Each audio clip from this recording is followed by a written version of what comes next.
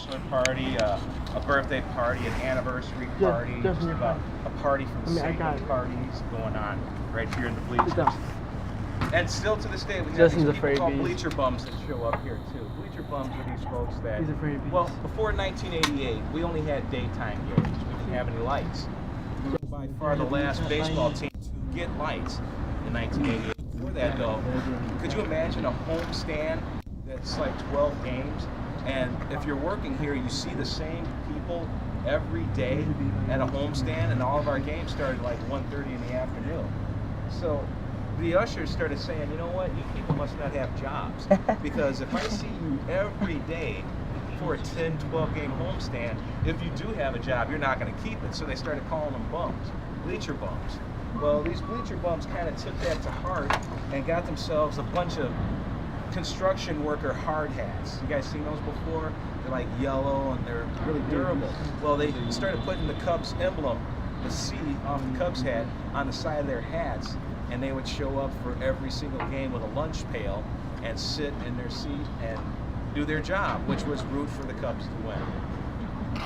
They sat in the same seat almost every time, as long as that seat was available. They would get here early to sit in the same seat because they were superstitious. They thought it would help them win the championship. I asked a bleacher bum one time, so you still sitting in the same seat? He says, yep. And I said, okay, how many championships have we won since you've been doing that? None. Yeah. Time for a new seat. Try a new seat. Yeah, try a new seat. And the guy just looked at me like, what? Okay, whatever, buddy. I said, all right, never mind. We're going to keep going the way we are. But, you know, it's a lot of fun out here. And the bleacher bums used to have a lot of fun out here. Not as much fun these days as they used to back in the past. You know, before 1970, the wall behind me, there was no peak on the top of the wall. You see it's kind of peaked like that now. Before 1970, it was a flat wall, about as wide as the seat you're sitting on right now. And the wall went all the way around to that wall over there. And these bleacher bums, to keep themselves entertained during rain delays or doing slow parts of the game or before the game, what they used to do was they would have one person stand on the right field wall, another person on the left field wall. Beautiful young lady, dead center, with a beer and a handkerchief. And she would drop the handkerchief, and these guys would race from one end to the other, and they had to try and make it to the other side. Most of the time, they either landed in the lap of the people in the first row in the bleachers, or they landed 11.5 feet down on the field, waiting for their escort off the field, which would take them to Illinois Masonic to get patched up. So, and after that, of course, to the police station, because that's felony trespass.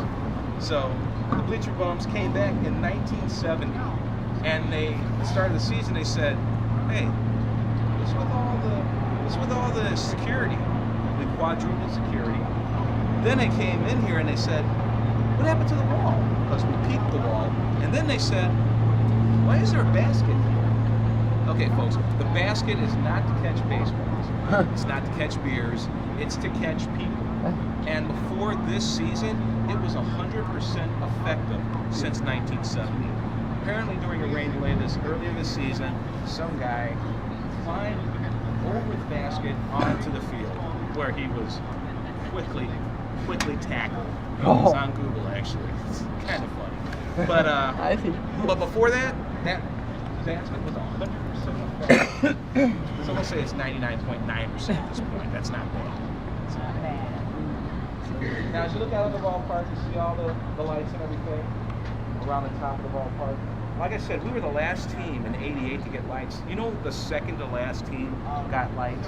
It was the Detroit Tigers, and they got those lights in 1944. We were supposed to be one of the first teams in 1941 to get lights here. We had them here, set up, and ready to go. They were actually being stored underneath those bleachers where my buddy Clay is right now. But December 7th, 1941, we find ourselves in the middle of World War II. World War II. The owner, P.K. Wrigley, wanted to help out the war effort, so what he did was he Concerts here. Like this year we had Blake Shelton was here, Zach Brown Band was here. Billy Joel wanted to be back here for the 100th anniversary of the ballpark, so he was here earlier this year. And we actually bring everything to set up the stage through here and set the stage up from left center over to right field here in the ballpark. It's the only time really that regular fans can be on the field because we set up chairs and everything out here. You seriously let Elvis do that? Yeah. Wow. I had to get him in there somehow. Wow. Like I did not see that coming on my list. Oh, you like them? Well, they were here, and I guess it was really a show. So, we do it all. It's a lot of fun. That'll make a difference, guys.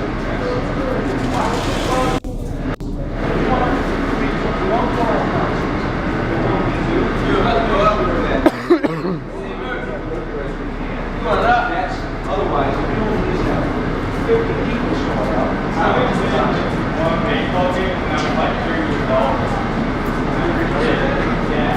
I can still remember mine. How old were you? Yeah, I was like 8. Really? My first baseball game. I was our Brewers against the Braves. Wow. Yeah. My baseball game. My first baseball game when I was a kid was like 3 years old when 7 together around. Who was the game against? I think the Cubs was 7 You know what? Let me get your tickets. You guys just stay right here for 1 second. Hey, Cindy? Yes. Oh, there they are. No. Now, right? About me? There you go. Yep. Who do I give these to? You can pass them out later. These tickets are going to be worth 10% off at the Cub store across the street. So if you guys want to buy souvenirs or anything like that, the Cub store is directly across from the marquee out front. So if you guys are interested later. Next to McDonald's. We know. Hey, you can tell us that. That gate you just saw was called the Elephant Gate. When players get here to the ballpark, there is no secret underground tunnel that their bus pulls up to. As a matter of fact, the gate right behind us, their bus pulls up right there. They get off into a gate right there, walk along the concourse, and it's been like this since 1914. Walk along the concourse here. They go in this doorway, up these stairs, and then they're in the locker room right over here. Now, I'll be honest with you. This locker room is not a fancy locker. As a matter of fact, your locker at high school is probably fancier. Now, I'm told that when the Dallas Cowboys built their new stadium, each one of their players' lockers cost $10,000. That's more than like a train. What is a $10,000 locker? A reclining, vibrating leather chair, a flat screen TV with a PS4 hooked up to it, a place for your agent to sit, you know, a valet. I don't know. I have that at my house. I tell you what though, if they have a $10,000 locker, our locker is easily $10. But again, that's not the point. The point is this, you know, you come here to play baseball. You come here and grind it out and play the best baseball you can. And guess what? Someday, when I'm like 80 years old, still doing these tours talking about, one day we're going to win it all. We're gonna have I a may king. bring your name up on the tour and lump you in there with Hank Aaron and Johnny Bench, Charlie Hustle, you know? Oh my god.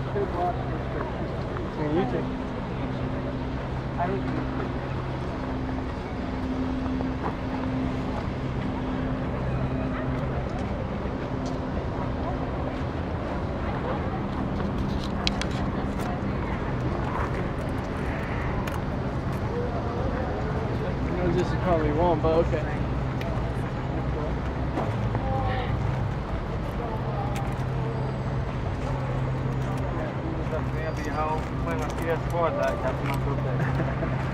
Then you would rather do that than be here, seeing this ballpark?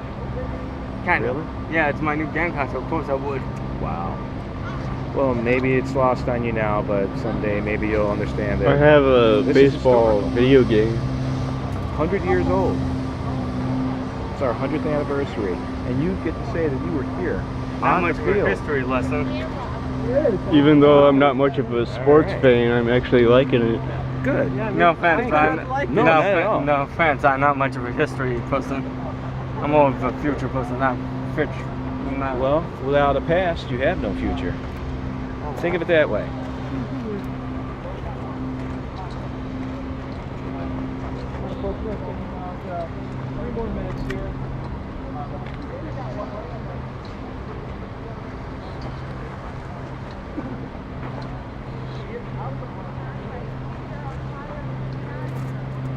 This